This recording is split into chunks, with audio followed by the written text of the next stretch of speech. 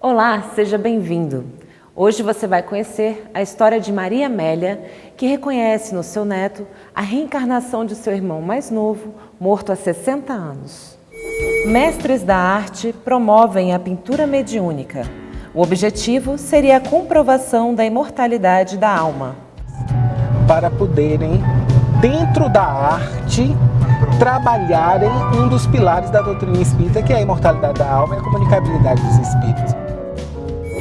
Verá também a história de Luziária, que transformou uma grave doença em alavanca para a fé. Na minha adolescência, aos 13 anos, mais ou menos, eu comecei a ter convulsões.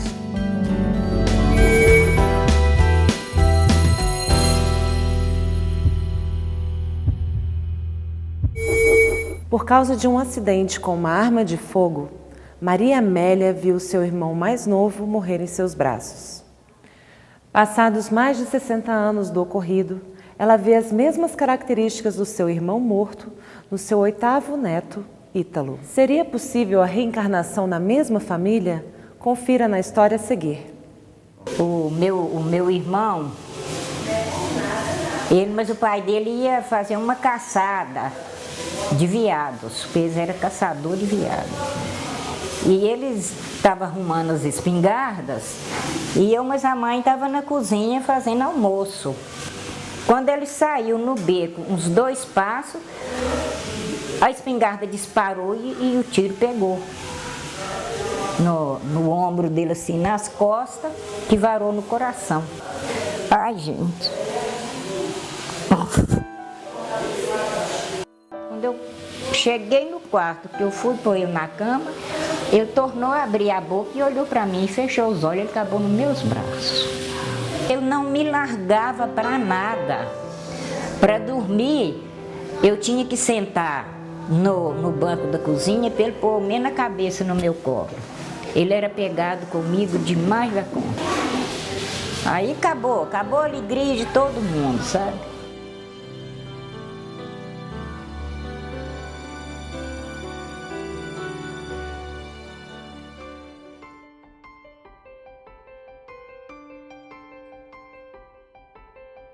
Ele nasceu então com uma marquinha de nascença assim no peito, que logo depois dos 6 meses isso desapareceu.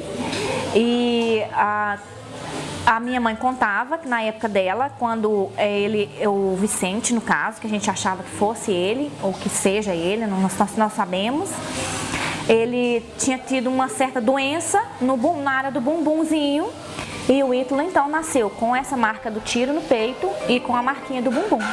Existem marcas que você vai observar e ela parece um tiro, uma marca de uma facada, de um acidente. Todas elas podem acontecer, por quê? Porque é um trauma vivido pelo espírito, é algo que marcou profundamente a encarnação anterior e provavelmente o motivo do desligamento naquela encarnação. Para mim, eu vi foi a imagem do Vicente lá no berço. Eu não sei não, mas eu acho que esses dois têm uma ligação, porque não tem nenhum da família que parece com ele. Agora essa que ele tem nas costas, eu não sei não, para mim nada me tira, que é a cicatriz do tiro. Nós não podemos afirmar que todas as marcas de nascença foram traumas, foram coisas que aconteceram na vida anterior. Por quê? O espírito, quando ele vai encarnar, ele vai plasmar o corpo, ele vai formar o corpo a partir do seu perispírito, que é o seu corpo plástico, espiritual. E ele é moldado pelo pensamento, pela vontade, não só do espírito, como também da mãe. O Ítalo, às vezes, me deixa por causa dela. Então, a gente acha que realmente tem essa ligação forte, né? Que é só eu chegar lá, eles já se abrem sorrisos e tudo, não porque seja vó, porque tem o pai, tem irmãos, mas realmente a ligação dele, a mais forte na família, é com ela. Que a encarnação ela vai se dar em espíritos afins, que têm afinidade, são espíritos familiares, porque muitas vezes existem aí necessidade de resgatar débitos, situações, mágoa, culpa, muita coisa que já aconteceu e que precisa ali desfazer esse mal-entendido. Mas a história dele repercute muito entre todos nós, mesmo não conhecendo ele.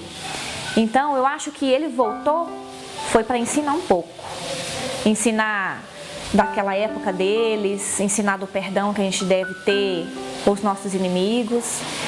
Vamos supor, numa escola regular, a criança faz o primeiro ano e ela precisa aprender as coisas daquele ano.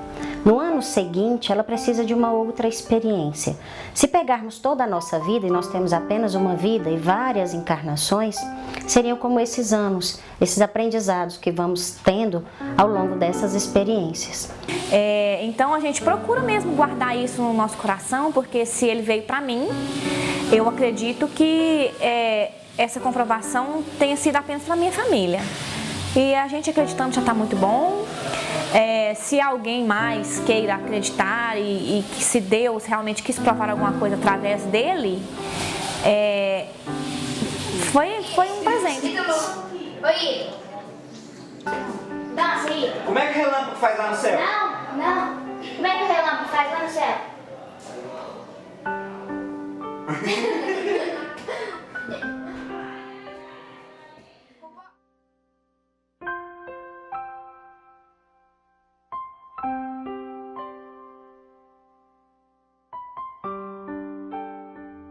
O assunto agora é pintura mediúnica. O médium Florencio Anton seria o intermediário para que grandes artistas do passado voltem a pintar. Segundo ele, os espíritos têm somente um desejo: a comprovação da imortalidade da alma.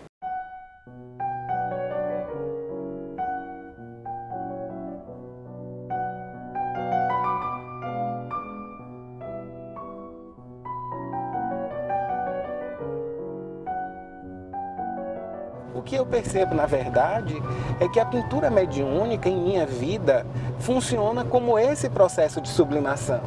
A aplicação da energia que outrora foi usada de forma ou do intelecto, ou da energia intelectual, ou da energia afetiva que outrora foi usada para a promoção de desmandos, hoje usa-se em função de um trabalho de solidariedade.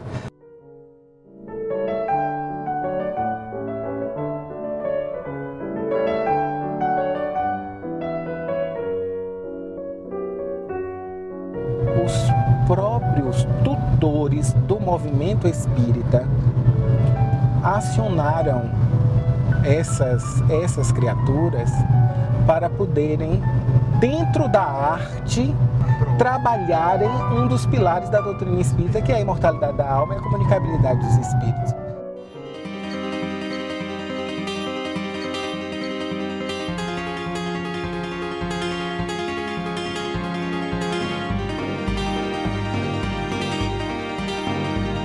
Diante de uma situação dessa, a primeira questão é justamente a dúvida, né? A curiosidade. Como que pode? Será que realmente isso existe? Ele está ali realmente ao pintor? Me chamou bastante a atenção, né? Essa questão da mediunidade dentro da arte plástica. Então eu fiz questão de vir para poder presenciar e conhecer e ver o trabalho dele.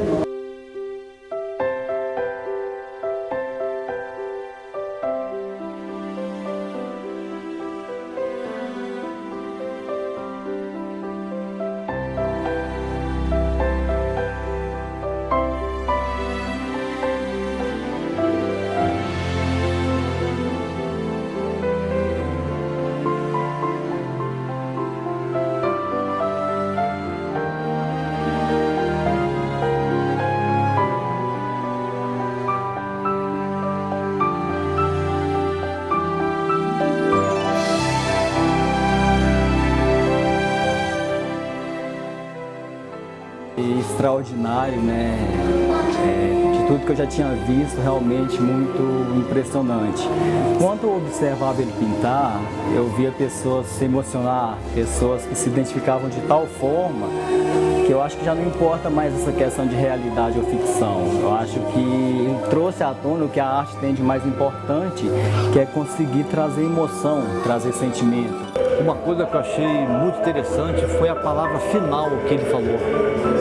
Que ele não quer ser o melhor médium em termos de fazer as suas pinturas, né? Mas sim trazer para que as pessoas possam ter conhecimento, né, dos ensinamentos de Jesus, que só o ensinamento de Jesus é que nos leva à perfeição, que é a Deus.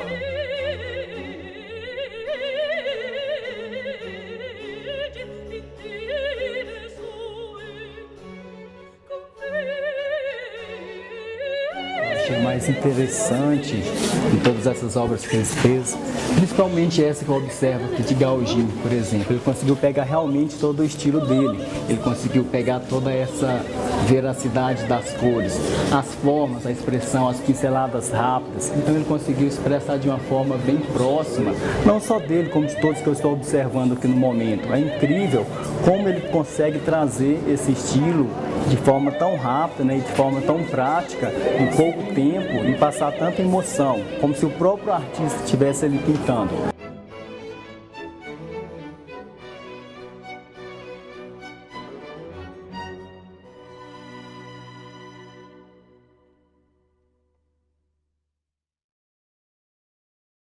Emocionada porque a energia ela contagia você de uma forma, e você visualizar o que Deus é capaz de fazer as pessoas verem e fazer as pessoas sentirem através de fenômenos como este, como Deus é capaz de te tocar de várias formas diferentes, tendo a possibilidade de nos mostrar uma coisa como essa. Quadros fantásticos pintados em minutos. Isso é extraordinário. Extraordinário.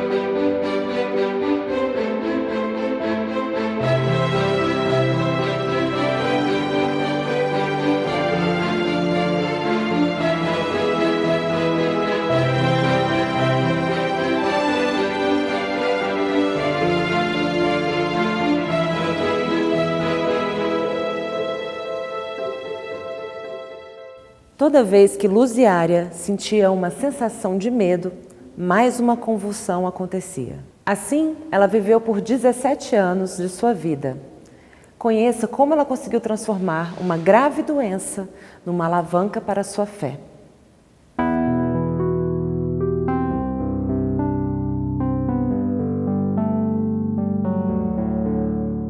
Na minha adolescência, aos 13 anos, mais ou menos, eu comecei a ter convulsões. Mas eu dava crises assim de cair, de bater, se não tivesse alguém para me ajudar. Mas quando estava só, batia mesmo, machucava. Teve vezes de eu ficar até 3 dias de cama. Quando batia bastante, espancava muito a cabeça, a boca não dava conta de comer depois. As crises às vezes eram muito fortes. Tive problema nas 2 gravidez, que todas as 2 foram consideradas risco, né? Principalmente a primeira, que por problemas também de trabalho eu tive muitas convulsões e chegou a romper a minha bolsa muito tempo antes, ainda no 6º mês. Aí eu tive que ficar internada do 6º até completar o tempo do neném nascer.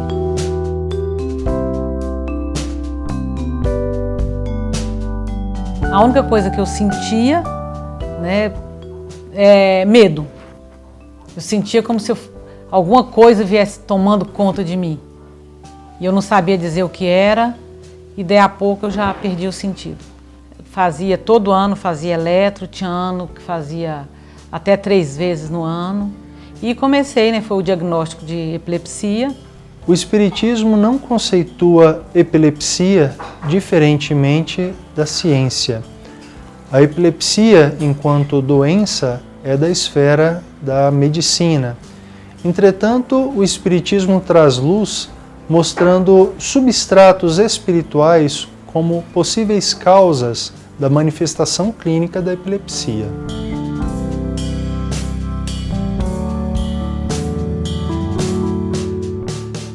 E eu comecei então a tomar os remédios psicotrópicos, Gardenal, com o passar do tempo mais forte, depois voltava, aumentava a dosagem, mudava de medicação e assim eu fui durante 17 anos. A epilepsia é uma síndrome. Isso significa que várias são as causas que podem determinar aqueles mesmos sintomas.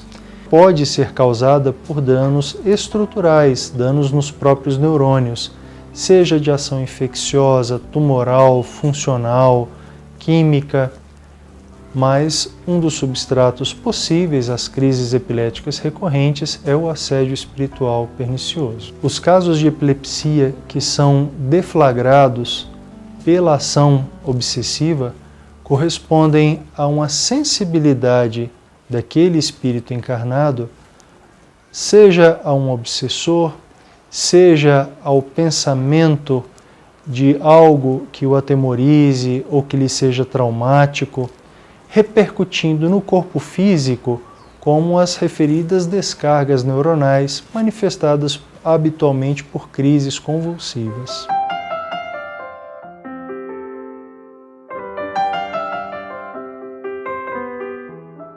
Um dia, um irmão meu falou, olha, o Lauzinho, que era o cunhado dele, ele estava condenado à cadeira de rodas por causa de uma hérnia de disco. E falaram para ele de um centro espírita lá na Ceilândia, ele foi e está curado. Tá? Voltou a trabalhar e tudo mais. Na hora, me veio aquela vontade assim, eu falei, pega o endereço, ele falou, tá, eu vou pegar com ele e te passo. E me passou. Fui, aí começou o atendimento, né? Então, a médium que dirigiu o centro conversou comigo. Começou a conversar comigo, tá? Perguntou o que eu sentia, eu falei porque eu estava ali e tudo. A única coisa que ela me disse é o seguinte, colocar a hora que eu fosse deitar, colocar um copo com água à cabeceira da cama e toda noite antes de dormir eu pegar e ler o Evangelho. Né? Eu tinha em casa o Novo Testamento, peguei e começava a ler o Novo Testamento. Mas a hora que eu começava a ler, aquilo ali é como se enchesse de luz no meu quarto.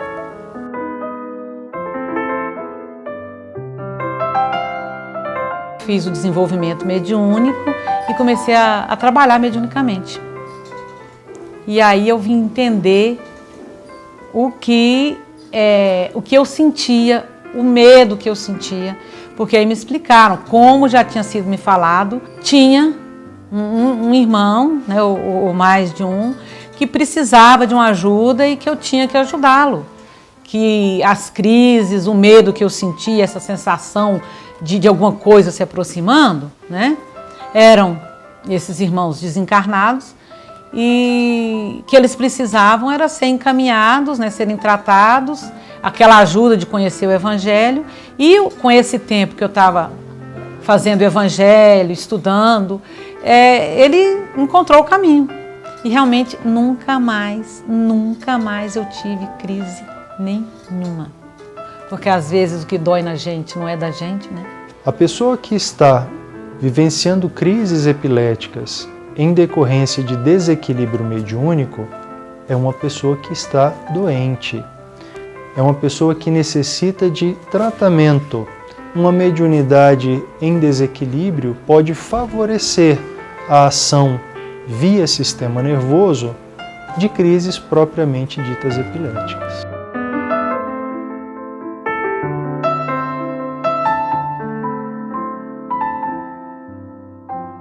Primeiro, resignação, né? Pensar, por que eu estou passando isso? Você tem dores, você tem problemas físicos, procure um médico, mas procure tratar também o seu corpo espiritual, porque muitas vezes a dor atinge o físico, mas ela não é física, ela é uma dor do espírito. Mais importante do que nos preocuparmos com os sintomas é buscar realmente a raiz do problema, que pode ser físico e ou espiritual. Não somos apenas corpo, também não somos apenas espírito. Temos o nosso perispírito, temos os desequilíbrios energéticos que podem favorecer tais crises, de modo que a abordagem multiprofissional é a ideal. Devemos sim buscar o tratamento farmacológico para o cérebro em desajuste. Devemos buscar o tratamento espiritual desobsessivo quando ele exista, mas devemos também buscar o reequilíbrio energético por meio de terapêuticas diversas. Portanto, necessariamente, nós temos substratos espirituais, não necessariamente obsessivos, mas de natureza espiritual, ligado ao nosso passado, nas diversas doenças crônicas, sobretudo as doenças psiquiátricas. A medicina tradicional considera tão somente o corpo. A espiritualidade é alheia ao domínio da ciência tradicional, de modo que a nossa terapêutica ortodoxa sempre estará como que amputada pelo desconhecimento de uma estrutura pré-existente ao corpo e que gere todos os fenômenos biológicos. Naturalmente, a medicina caminhará para o conhecimento e a abordagem mais global, atuando no mundo das causas e não apenas dos efeitos, quando do conhecimento do espírito. Sabe, a gente não pode duvidar. Eu sempre fui muito assim, meio São Tomé, né? Questão do ver para crer. Então, é ter fé realmente, acreditar e ir em frente. Não ter medo. Se você sentir que algo pode te trazer auxílio, melhorias, ou até mesmo a cura de alguma doença, por que não? Como aconteceu comigo.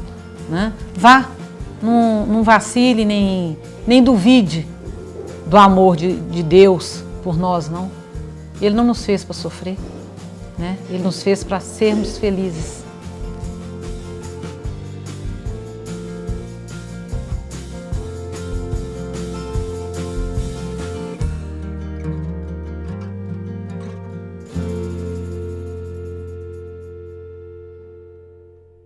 Se você tiver sugestões ou perguntas, entre em contato conosco em qualquer uma das nossas redes sociais.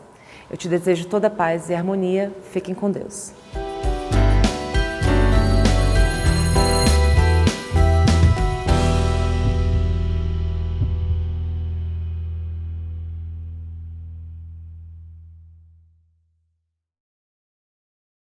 Olá, Hoje sejam você vai se bem-vindos. emocionar com a Hoje vocês história vão de conhecer Maria a do história Carmo de uma menina de descobrir 5 anos como ela que encarou deixou um seus grave pais problema assustados visual. ao revelar que seu Vai professor descobrir teria o sido trabalho seu de pai um grupo de em outra Brasília vida. que visita Conheça casas para também levar uma harmonia instituição e diálogo que aos ampara lares por emocionalmente meio mulheres.